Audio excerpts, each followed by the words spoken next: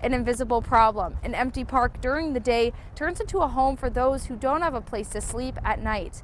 I'm Greta Gady in Sarpy County, where neighbors who don't have a place to go home to must seek shelter outside the county. Compared to the 3 homeless shelters in Douglas County, Sarpy has none, forcing neighbors who are seeking shelter to move outside their communities.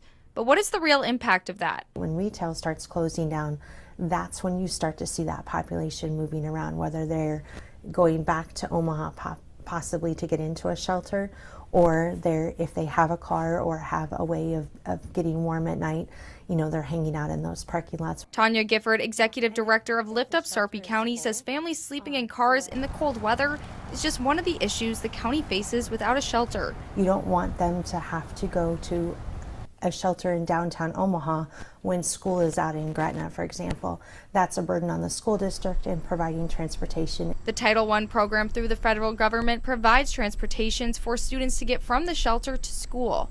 But there's not much for people who have to get to jobs in Sarpy County from a shelter. The further away that you get out of downtown Omaha, the more difficult that it is.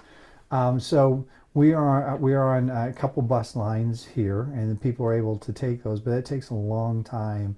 Now, as evictions continue to rise in the county, Gifford is worried about what is to come for those families. Long term, we've just got to get around the table and talk about doing some kind of shelter here in Sarpy County. Anytime that we throw money at a hotel and providing a temporary shelter, all we're doing is really increasing the homelessness population and problem. Gifford says something needs to be done soon, and she's talking with other organization leaders to find a short-term solution. In Sarpy County, I'm Greta Gady.